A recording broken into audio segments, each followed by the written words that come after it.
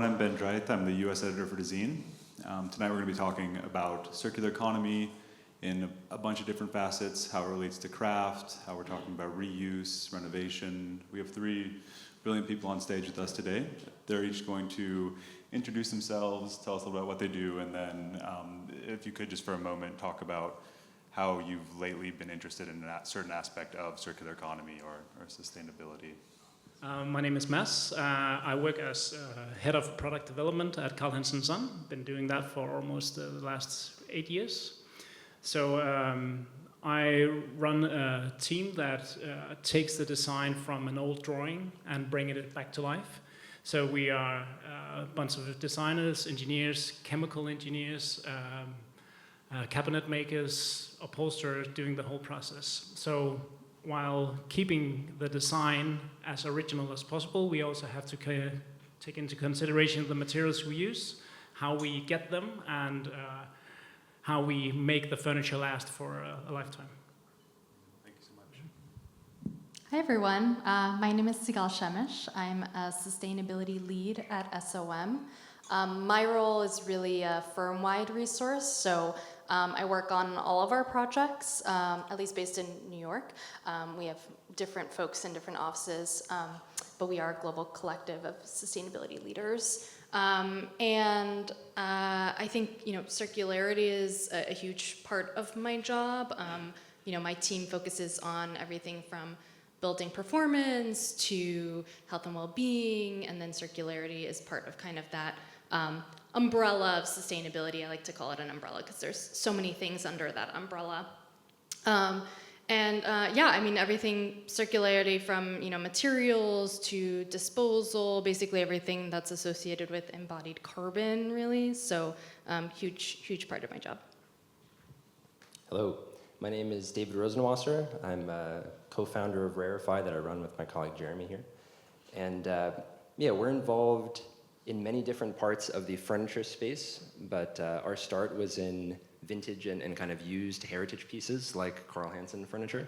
So we have a 70,000 square foot warehouse full of largely used and historic vintage pieces.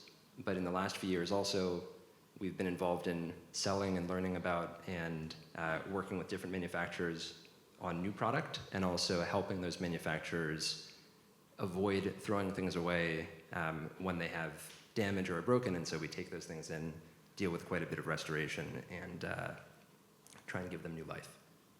Amazing, thank you so much. So we have a lot of zooming in and zooming out, I think, and it's really interesting to think about these problems at like different modes and points in the chain. So I was wondering if you could talk a little bit about when you're looking at a project from kind of an overhead perspective, how do you find instances where you think you can make interventions or be most effective to, like you said, improve the embodied carbon of a project or the amount of waste, for example? And I do think we should talk a little bit more about waste too as we go, but maybe we could just start there just as far as pinpointing, or really approaching the problem. Yeah, absolutely. I mean, I think, first and foremost, we are driven by our clients. So, hopefully we have clients who have really great sustainability aspirations. And in most cases we do. It depends, right? They might have some goal of some sort, or we might convince them of doing some sort of, certification pathway, or even just, different way of thinking.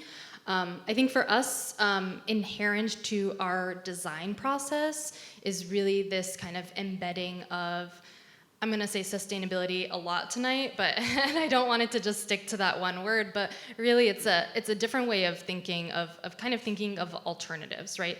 So for instance, when we're looking at our material selection for our projects, we have one project right now that has super high sustainability aspirations. It's going for Living Building Challenge, which is, if you're not familiar with Living Building Challenge, it's kind of like a step above LEED in a way. It's one of the more aggressive certification pathways in the industry right now. But as part of that, one of the requirements is no red list chemicals. So there's about 20 ingredients on this red list. Some of them are pretty obvious, like formaldehyde, lead, the icky things that we don't want in our products that we're sitting on, that we're interacting with, and we definitely don't want to ingest or breathe in. And so for us, that's incredibly important to make sure that that selection of those materials that don't have those chemicals are kind of inherent to our process. We also do no PVC. We also do no quartz right now. So we're kind of building on a number of different things that we say kind of no to because it's not great for the workers who are producing that specific material. It's not great for maybe people who are enjoying spaces that we're designing.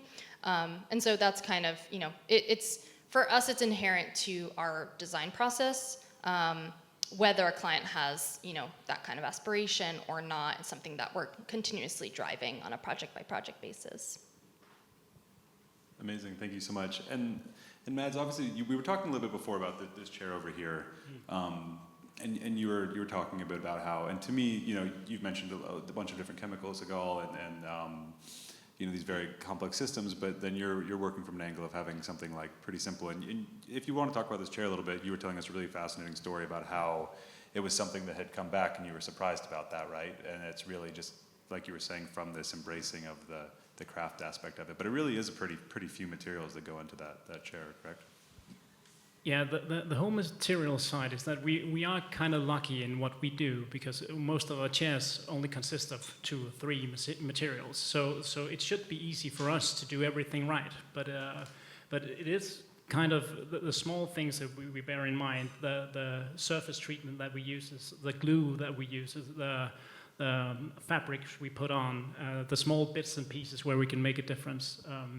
So it's kind of always been embedded in how we think, and some of the requirements coming from architects and are pushing and making us learn about a different focus in the industry. So that's, for us, is actually a good thing that the requirements come from the guys who are going to purchase the stuff. So we learn when you're talking LEED and all kind of certification, it's very difficult for us to be certified in all the different certifications there are, but we're taking the good things for all of them and doing a better job in general, and then we follow, if it's a specific demand for a certification, we go for that project. Yeah, I think like having that kind of conversation with your manufacturer or whoever's kind of providing that material or that product is incredibly important. On the chat that we had a few weeks ago, I had mentioned a project where we wanted a specific installation that met our performance criteria, but that had formaldehyde in it. We went to the manufacturer and we were like, can we get this, but no formaldehyde? And they're like, we'll work on it. But they committed to working on it, figuring out, doing the research to figure out how to eliminate those chemicals of concern. And I think it's interesting that you say that, right? Because it's like we want to be able to have that conversation and ensure that you guys are providing the quality product that we want, and that you're doing it in a safe and like chemical-free way. Even the same as when some of your products are have FSC wood, right? And that's incredibly important for us to be able to specify that kind of sourcing and transparency of wood, and making sure that we know where the product ultimately is coming from, what all the different components of the product are coming from. And so, yeah. Absolutely, and I think that where things are coming from is very interesting as far as what you're doing, Dave, because you do not always, dig deep into the archive, but do you get some of these same questions? Maybe you could tell us a little bit too about what the process looks for you that you were telling us earlier, as far as just to explain to the audience a little bit more about the kind of the process of you getting furniture, and then obviously knowing a lot about it too. All of our conversations this week, I've just been blown away by your, very minuscule knowledge of, not minuscule, but your very zoomed in knowledge of all furniture, right? So obviously knowing about where things are from, what they're made of, is like a huge part of this sort of secondhand market too. Is that something that's unique to you guys, and how do you approach that?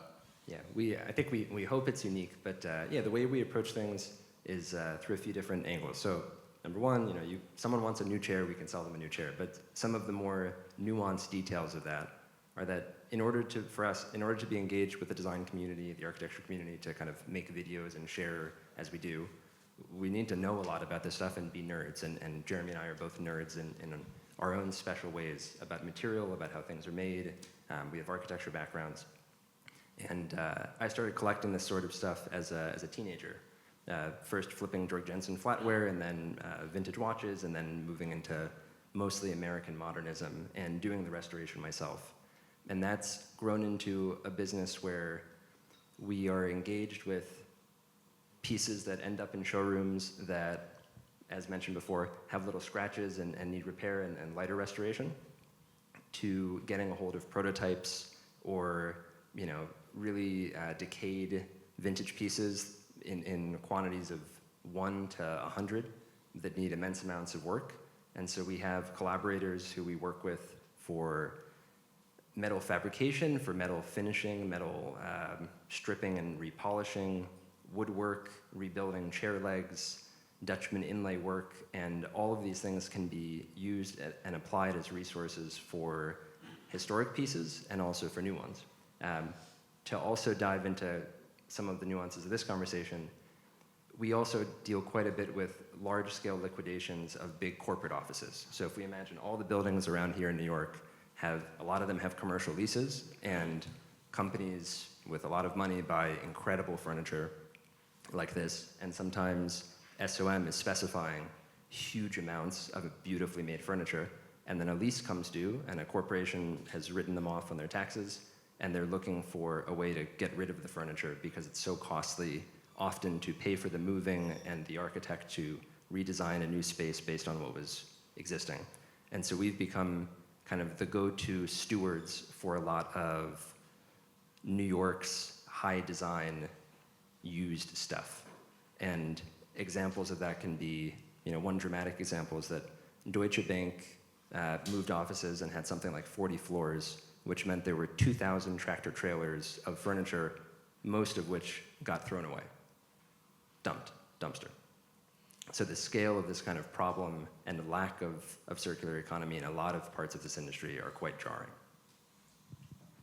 Yeah, it's hard to even really wrap your head around that. And that must be frustrating for everyone in it too, because in a lot of those situations, for example, if you're working on a project Sigal, like, you don't really have that much control over that at the end, right? So that kind of brings us to what we were talking about earlier too, of like, how do we build into pieces, into the way that we're selling them, the way that we're organizing or specifying them, a sense of longevity, even to put that off for a bit, right? So we're not getting to the situation where things, obviously it's impossible to completely control when you don't have a stake or ownership in a building, but I think that there are ways that we can build it in through cultural value and through craft too. Do you want to speak to that a little bit, Mads?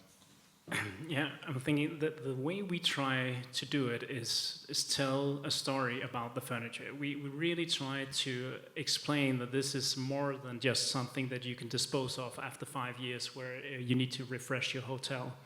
So we really try to educate the level of craft that goes into building this and the story behind it. We had a saying once that every piece comes with a story.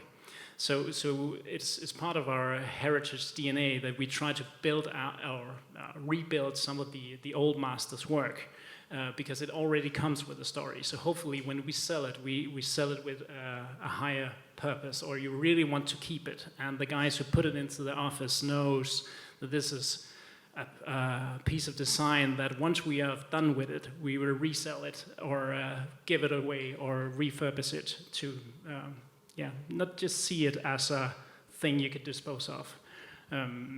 So I know this is a soft way of doing it, but it's the only way we can do it and show that there goes so much love and care into the materials and the work and the accuracy and the history of keeping it as accurate as possible of the designer's mind, that hopefully they will keep it or yeah, and it's give it interesting a future to me life. too that you, I think that there's a lot of competition, I think, in some areas of design, but you who are, working now in the 21st century, there's so many designs that you do sort of revive and keep iconic, right? And it seems that at some places that might be a bit more difficult not to just like continuously have the new thing. So I guess like as a designer, obviously, you want to wear your craft and, and make sure that you're moving things forward in a way and then showing your own skill. But then I guess how in the in trying to have better techniques or better sustainability, like still keeping these sort of designs? Because for me, if we see the same chairs all the time and they seem to us that something that's been there for a long time and they're iconic, then maybe you'll think twice about getting rid of it. So how do you work that in for also thinking forward, Yeah, that's our hope, that you'll see it as a design piece you don't throw away. So the way when we pick new stuff we do every year, there's a bunch of it that is old new stuff. And we only put something into production where we see a longevity of it. We don't jump on certain trends. We try to, when we work with new designers, also keep it very classic and in good materials and keeping the heritage going on. And I've been there, like I said, almost 8 years. I only seen 2 products going out of production. We only put things in for the long time. Even though it has a bumpy start, we believe in it and keep telling the story, so it will grow. Yeah, we really try to put a lot of trust and hard work into the products we chose to reintroduce or bring to life from new designs. I think something that, just to kind of jump on that as well, I think something that we're challenged with is this kind of mindset, right? Where it's like we always want something new, and we're kind of like, we're changing our, even like thinking of our own homes, right? Like we're kind of always changing our furniture, we're changing our style, and it's this kind of industry mindset shift that we need to take on to really look at, like reclamation of materials, and that's not a bad thing, right? Like just thinking of, David and your kind of reclamation of like these heritage pieces. And I think, we have a lot of, I would say there's some kind of high-end luxury clients that maybe, everything needs to be new and pristine, and sometimes, they're you can provide that, but maybe it's a little bit more tied to kind of these heritage pieces that still allow for that, high-end luxury look, but maybe not something that was kind of mass-produced, like a few weeks ago, and maybe is going to be disposed of in a couple years. Even just thinking of kind of the embodied energy and embodied carbon within our interior products, interior, furniture and interiors in general, that changes. That right now we're seeing that changing on like a 10-year basis. And so if you think about it, when you're thinking of kind of all the components of our buildings, for instance, if you have a 60-year life cycle of the building and you're changing your interiors every 10 years, right? So 6 changes of all of your furniture, all of your interiors, renovations and all of that, that has a huge impact on the embodied carbon, even compared to, let's say, your structure or your facade or your MEP systems, right? So I think that's something that we're not really thinking about as an industry. We're thinking a lot about our structural elements, right? Like we know maybe concrete, we know steel. These are all energy intensive materials that take up a lot of, they emit a lot of carbon, right? But we're not necessarily thinking about what goes inside of our buildings. And so thinking about these pieces that last 60 years more, that can have a huge impact on even reducing the embodied energy, embodied carbon of what we introduce into our buildings. Yeah, I think to add to that too, we maybe could think of ourselves as the leader of a fan club of firms like SOM and manufacturers like Carl Hansen, in that what we're doing is we're looking as business people to acquire things that we feel have a certain level of kind of iconic value, and therefore from a business perspective will hold their value and will thus have interest to resell. On top of that, there's also a kind of manufacturing quality and also perhaps provenance from importance of the architecture of the building. Like SOM buildings have a level of kind of gravity, especially early projects and current projects, that help to even further improve the story of a work of design. So, to kind of imagine a scenario, we get a phone call about a 25-year-old SOM project that's full of typically it's Miesian furniture and Mies van der Rohe, and a lot of that historically was Gordon Bunshaft and Davis Allen, beautifully made metal stuff. But let's say in this case there's a lot of great wooden furniture. We would hope that some of that would be Carl Hansen furniture because we know the quality it's made to. We know the standard. We know that there's a community of fans who we engage with, consumers, typically retail consumers, who probably didn't afford or couldn't afford to purchase those brand new, and in other cases, maybe those pieces have appreciated because they've become classics or vintage, and maybe we're in fact asking more than they cost new because they've become better with patina, right? And this chair that Mads, you were talking about before, the vintage examples we do indeed sell for more than a new one costs today. And the Eames were really thinking about that as how they develop products and the kind of life cycle and how they think of materials. And yeah, I think there are a number of manufacturers doing that, but often it makes the price quite high, and it brings up a kind of accessibility question that makes it challenging, and therefore then knockoffs become a very appealing, tantalizing subject, which we're adamantly against. Well, how do you, obviously you've moved from someone who's just kind of buying and reselling single pieces onto these like pretty large scale projects. How do you were talking about the fan club essentially, but how do you think this has been maintained? Like, is that something that, just kind of people like you are tirelessly working away to make sure that these pieces are staying in that realm? I guess the question would be, how do we continue to make sure that these pieces that were made to last, like, retain the value that we want them to? Maybe when accessibility is going to be more and more of a problem, right? Because it's still expensive, I think. So how do you envision that, like, keep going? While this sounds like a bad answer, authenticity, genuinely, and having architecture firms specify authentic works and not knockoffs and not low quality pieces that will decay or that are poorly made, that's one of the best ways of making sure that companies like ours and consumers are interested in giving those pieces a new life. So for instance, furniture by Paul Kierholm, furniture by Hans Wegner, among others, you hope not to find those things in the trash, because if it ends up in a trash can on the street in New York, someone hopefully looks and goes, oh my God, that's a Paul Kierholm chair. I need to take that home. There's a famous social media, what is it called? And Stooping NYC, Stooping NYC, yeah. And they have good finds.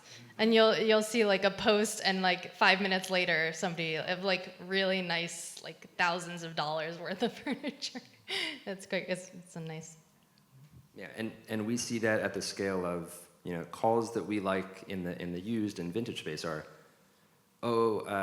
hey, there's this great building, it's really cool, it was designed by Banish or designed by SOM or Gensler or what have you. It's 5 tractor trailers, it needs to be gone, can you take it to your warehouse and receive it tomorrow? Oh, yeah, okay, right? That's stooping at scale, and we like to be able to operate at that scale, and in a way there's a hoarding mentality to it, but there's also a kind of preservationist mentality of, this stuff better not go to waste, okay, fine, we'll figure out what to do with 400 of these. Well, we were talking earlier about how a lot of things, especially if it sits for, what do they say, it's like a 30-year cycle for some of the stuff, right? And the person that started the building or the big project 30 years ago isn't always the same person, right? So a lot of this stuff just slips between the cracks, especially in a place as big as New York. So I think whether it's the Instagram account or, stooping at scale, like you said, it's the work that kind of has to be done, and it's great that also we're having it happen on kind of like at multiple steps, because we were talking earlier, right? It is really a whole cycle. And I kind of wanted to get into that a little bit more too, as far as of waste, right? Like we've talked about, obviously the biggest question is, how do we value add, right? How do we get people who are paying for things to pay more, or to think more about things that will have like long-term effects, or to think about carbon when they're specifying a building. And Mads, I know that Carl Hansen really, when they're specifying wood and they're bringing wood in, you try to do that like with as little waste as possible, right? You're picking wood that works for the pieces that you're working with, and that's something that you pride yourself on. And then maybe on even a grander scale, like I know that a lot of architectural specification now is trying to be like a bit more efficient. Could you start maybe just tell us a little bit about that process of making sure that, like, if new things are going to be made, that they're trying to just think a little bit differently about waste on the front end? Yeah, I can tell you how we order the wood for all the chairs. We have a very close collaboration with these sawmills that we work with for several years. We have pushed them into becoming FSC over the years, so they have everything in control. But for a front leg of a wishbone chair, we have an exact piece that only just fit into that, a square piece done by the sawmill. Because we know that we use the high quality center part of the oak tree, and the rest of it can go into other companies or doing kitchen tables or smaller stuff. So when we receive the parts from the sawmills, there's a minimum of wood going into sawdust. And all the sawdust, it's sucked in under the factory, and our owner spent a lot of money building a heating facility next to the factory. So all our waste is used for generating heat to the whole factory. And when we had that all set up, we sold it to the town. So now it both heats the factory and the town from our waste. So this is our little local experiment in using everything. Yeah, and the rest of it, we still have cutoffs for some the small ends from tables and chairs, and we try to think of new ways to using that. So we have made small accessories we sell in our flagship store made from these small things that are usually just going to be burned. So yeah, that's how we really try to have minimum waste in our production. I think also, I think it's a great tie into kind of the community aspect, and I think something that we don't think about often is the social life cycle of our products, right? So we're, thinking about factories and communities who are living near factories that are producing, whatever it is, and now they're emitting potentially some sort of chemical, or not speaking of your factory, of course, but, some others that we know of here in the US that have actually created communities that are specifically called Cancer Alley, Cancer Valley in Louisiana, California. And so I think when we think about circularity, it's also the social impacts of how are you impacting the workers? How are you impacting the community? Do workers have appropriate safety standards? One reason that we don't specify quartz anymore is that we were at one point getting all of our quartz from somewhere in Australia that the workers had absolutely no kind of masking or anything of that sort. And so quartz it produces silica dust. When you breathe in silica dust, you get a disease called silicosis. And they were seeing just really high death rates from their workers, which is just ridiculous to think about, and just to think about like we're, the factories that were producing, materials for our kind of everyday use, right? When you think about the chair that you're sitting on or whatever, when you go home and you sit on your couch, for instance, you're not thinking about that life cycle. And so I think, to your point, Mads, I think like thinking about like, okay, we have this factory here, and where is this waste going, and how is it impacting the local community, and is it producing energy and heat to give back to the local community? So you're creating kind of this net positive impact, right? Like I think that's an incredible thing that we should be encouraging from all of our manufacturers, from all of the ways that we're, using and producing and creating things, stuff. I think maybe too, like with the quartz production in Australia, I know that it took quite a bit of like outrage before a lot of stuff was done with it too, right? It wasn't just kind of like someone heard about it and then it stopped. And we've talked a little bit about the European regulatory system as well. And I think that encouragement is great, but sometimes, we do need to maybe put some rules in. But you were telling us some of the kind of hoops you have to jump through now between shipping to some of the different European countries. And I think we should talk about shipping generally, but would you want to just tell us a little bit about how, because I think some people in other parts of the world would be kind of blown away by some of the minuteness of it, right? And maybe it can go a bit too far sometimes, but I do think that more than encouragement sometimes is needed to keep people to their word with this stuff. Yeah, it's just in Europe, there's a bunch of regulations coming now and the next couple of years. The most important difference is that you have to put your environmental footprint into your annual report. So it just keeps every company not just having visions and doing their own calculations. This has to go into the annual report. So it really pushes all companies to figure out how to do this. It also pushes a lot of systems into, we have to agree on common ground on how to calculate this environmental footprint. Because that's, from a producer's perspective, a little bit a jungle for us. We have a lot of different certifications, a lot of different ways of calculating how energy resources create an environmental footprint. So with overall European laws and guidelines, a lot of companies start up helping companies like us to create a common ground of how to calculate it. So we know we are running after the best way to improve it, more or less. So it's difficult to handle, and there's a lot of rules being laid out there without telling us how to follow them. But it still pushes the whole industry, and it pushes our sub-suppliers and our sub-supplier to do better. So that's a good thing. One thing in particular is that we have what's called an extended social or responsibility as a producer in terms of wastes in packaging. So we actually have to pay a fee for the waste that we are bringing into Sweden. So we have to have every part documented.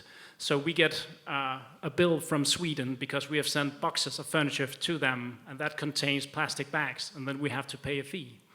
And it's at first it sounded ridiculous and it's difficult to handle, but now we created a whole system, and it really makes us focus on, could we maybe use a thinner plastic bag, or could we not do the plastic bag at all, because it focuses on the materials you use for packaging, and it have environment or in economic a value. It's more costly to do plastic than paper, and so some of the rules that we are forced to really helps us think differently, and it helps all companies think differently, and that's a good thing. And what were you were saying something about that you guys pay extra so that it's handled more delicately as opposed to having more packaging, and yeah, maybe you can speak on that. Yeah, it is the way everything works. We have to ship things, and you order things online really requires more packaging than we were used to. But we try to focus on paying more to get it handled delicately, so we don't have to over package everything. Because if you have to fill a whole office building with a bunch of chairs, you can see the amount of cardboard boxes and plastic and everything that just have to be taken care of afterwards. So yeah, that was the point you were talking about. Yeah. Yeah, I think there's also, to kind of tie this back to the consumer, let's say specifically the American consumer, and if we look at the corporate entity that's buying huge amounts of stuff, and then the residential consumer, I think we kind of have like two problems, both of which can be addressed hopefully with education. So I think on what we just heard about is the kind of meticulous nature of what a heritage manufacturer goes through in order to be a good steward of the designs and the pieces that they manufacture, develop, etc. And if you're looking at, do I buy a wishbone chair, do I buy Carl Hansen, or do I buy a much less expensive knockoff, I think the US consumer has a big kind of education gap, because they look at the price and they look, oh, what does this cost to my door and how quickly, and they don't necessarily think about how the manufacturer, well, number one, the design integrity, number two, the long-term value, number three, the quality of manufacturing and how long is it going to last. So many of those details, I think, are things we try to work hard to communicate, in our little Instagram videos. And for the kind of corporate consumer, I think there's, value engineering becomes a big important subject, right, for real estate budgets, et cetera. And so I think education can also help to guide choices. For instance, do we buy the less expensive option? How long will that last? Or do we buy the authentic, higher quality and more expensive example? The other thing is, are we able to buy some of what we're acquiring secondhand, and will those secondhand products be able to, were they built to withstand the future lifespan? We have a 10-year lease for this building. Can we find products that are 10 years old and will last another 40 or 50? And I think with more education, both in the architecture and design world and also for consumers, hopefully we can, and to protect authenticity, hopefully we can help to kind of improve that idea of circularity. But too, with that, I mean, it seems to me that as far as education is super important, but it's very difficult to project, profits into the future, essentially. But it would be interesting just talking about the European regulatory stuff, some of the fine-tuned stuff. If what you did, for example, was something that had to be done, right?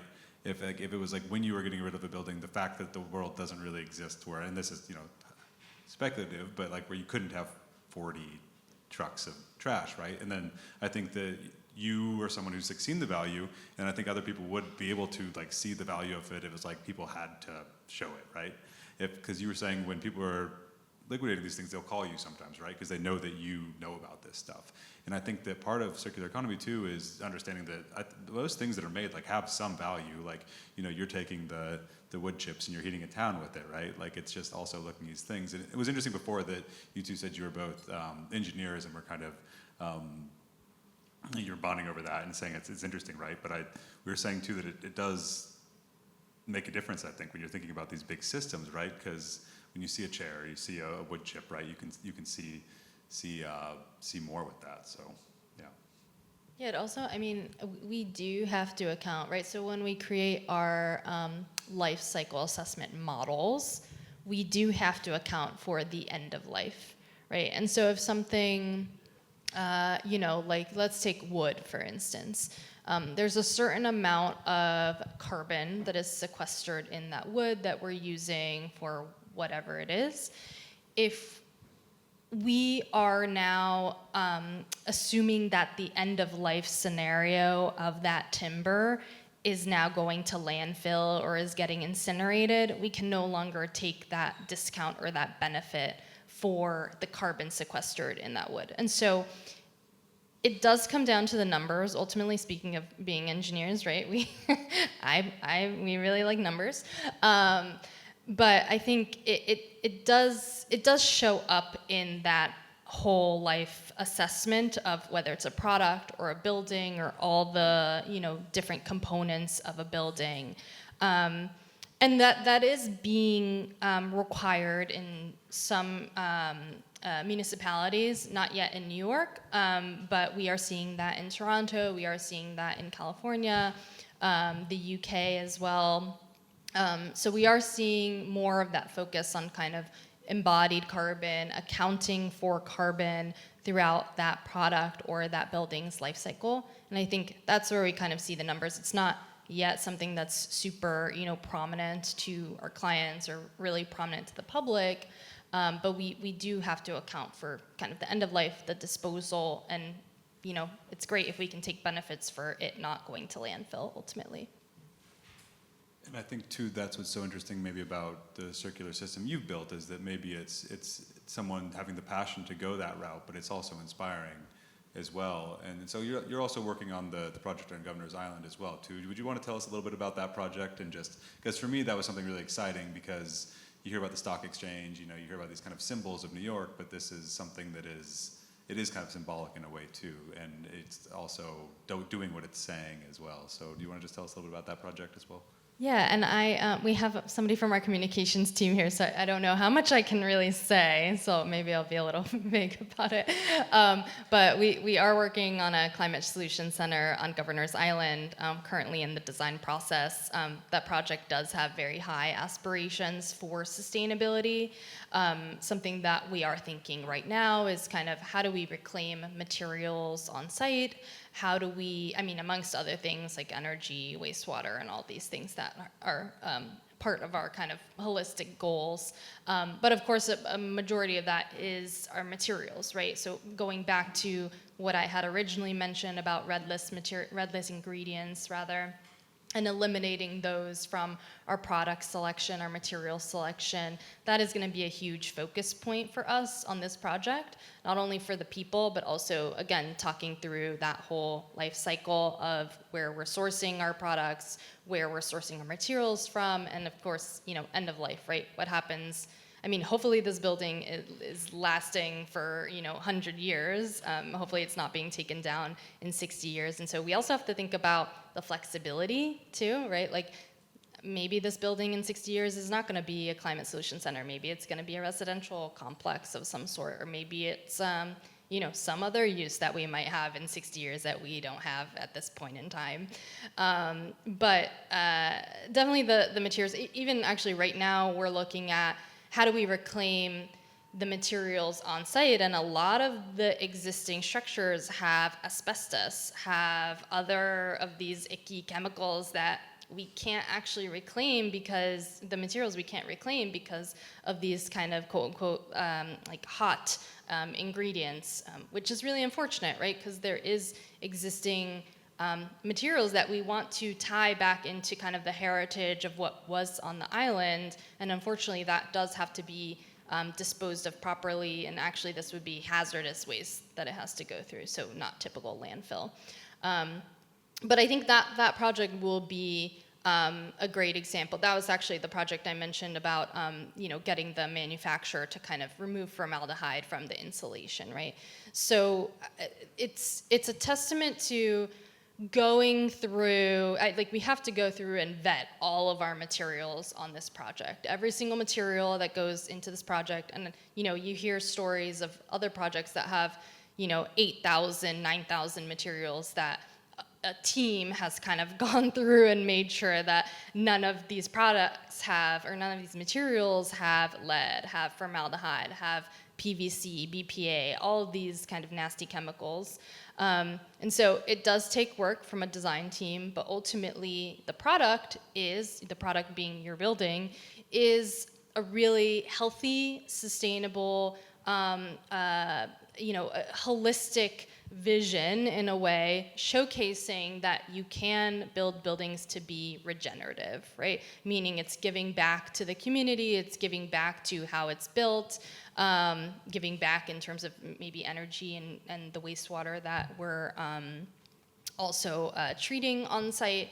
But yeah, thinking more of this like regenerative kind of way of thinking as opposed to just taking and not giving back ultimately.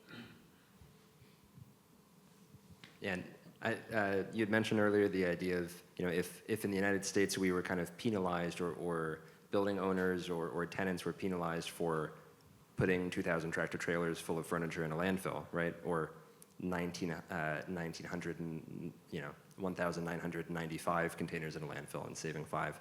I think that would be fascinating. It would be amazing if there was a policy that would help to, maybe one idea would be where a building owner or tenant needs to pay the government or whomever a lot of money if they send these things to a landfill. Because when we think of the architecture interiors world, hopefully those designers have a lot of intentionality behind the choices that they're making of what's being specified and how those materials can be reused, recycled, or take on a new life later.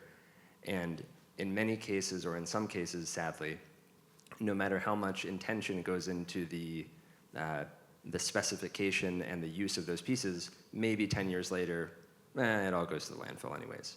And so how can we develop systems to try and not make that not happen?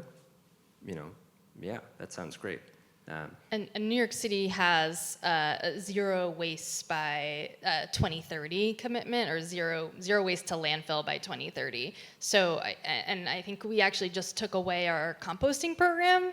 So I don't know what that's about, but it doesn't seem like it's going in the direction that we want to go towards, at least for New York City and kind of our, thinking about our buildings and operations, and even thinking about, a lot of thinking about like local law 97, which is a carbon emissions threshold law that has come into play in January of this year.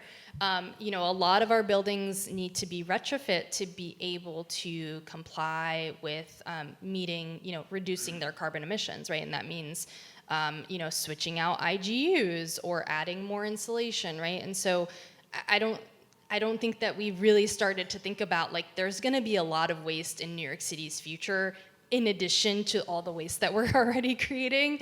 So how do we deal with that waste that's coming from these retrofits to be able to meet our operational carbon goals? And now we're thinking, okay, what about our embodied carbon goals or our circularity goals? So it all needs to be a balance of how we're not just isolating and meeting one target, but how do we kind of balance it with some of our other targets that we have, specifically for New York City, but of course this applies to every other city and kind of urban environment.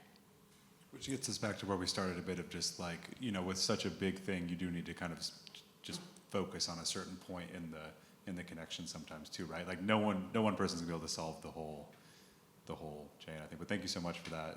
And I think that we're about out of time there, so we're gonna move to questions, but thank you so much. Can we get a round of applause?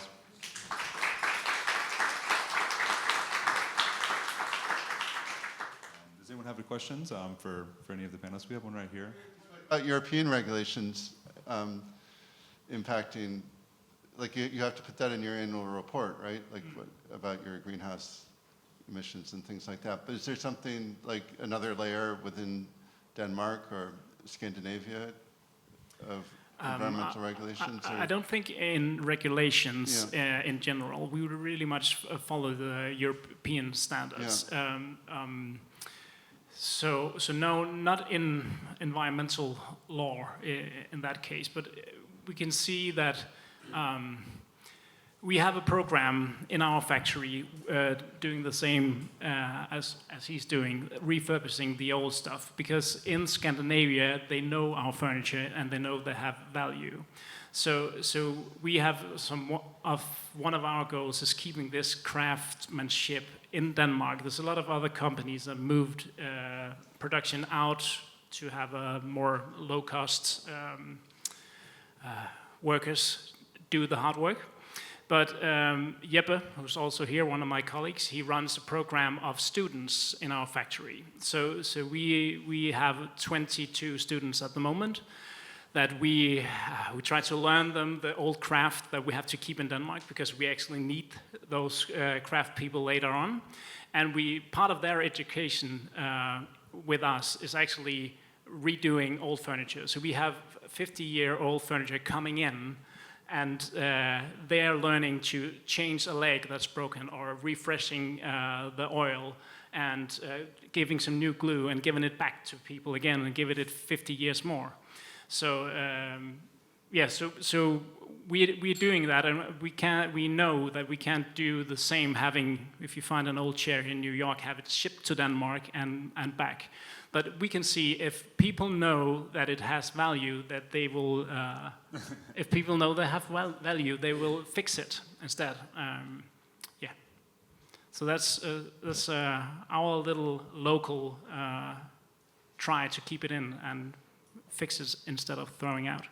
There are really good examples of what's called like urban mining in the Netherlands, and there have been some really successful examples of going into buildings that are being taken down. So this is the idea of designing for deconstruction. Ultimately, maybe those buildings weren't necessarily designed to be deconstructed, but I think that's something that we need to think about now. And they go in and they basically mine all of the materials, right? And you keep track of that, and they resell it. So, thinking about it on maybe a larger scale, kind of David, but larger. So something that I think can be brought to different urban environments, right? Is this idea of urban mining can certainly be done here in New York City, and we have probably way more of that availability of materials and potential market as compared to maybe the Netherlands. But it's something that we haven't really seen much of in the U.S. It's mostly been Netherlands and maybe some examples in Denmark and other areas in Scandinavia. Any other questions out there? I'm curious, what kind of changes in materials, products design, details you've made over the years to the old pieces to bring them into newer ideas of sustainability? And I'm thinking of a story of the Herman Miller Eames chair where they had to change the species of wood a bunch of years ago because that wood was on an endangered list. What kinds of things like that have you come across and updated? It is a bunch of small things. We also did the same. Some of the wood that we have done in the past we don't do anymore, and we only do new stuff in FSC certified wood in general. But small things like surface treatment, that for a long time the best paint was not the best paint, and it really is something that we keep pushing the suppliers of paint, pushing, and now it come up to a quality level that water-based paint is as good as the old paint. So there's one thing that we really work with our sub-suppliers to make it better, because if we just choose the environmental way of paint at the time, like 8 years ago, then it will have an effect of the lifetime of the product. So we have to push them to do better in quality at the same time of the environmental aspect of it. Also, the oil we are using is actually, we don't buy mixed oil at the moment. We do that at the factory ourselves because we found a way to have a lower carbon footprint if we do the mixing of ourselves. So we have a chemical engineer doing a whole process of that, taking, I can't get into that, that's a secret. But there's all these kind of small things. The glue that we are using, we have a whole process of going away from 2-component glue to 1-component glue, and testing and pushing our suppliers just to change it, just to make it better for the guys working with it, but ultimately making it better for all the formaldehyde. It's very little glue here and there, but this is small things that could matter. Amazing, thank you so much. And I think we're out of time now, but thank you so much. We'll be milling about a little bit, so I'm sure that there's plenty of conversations to be had. So thanks again. Thanks, Carl Hansen, for having us and for our generous audience. So have a great night and happy Design Week.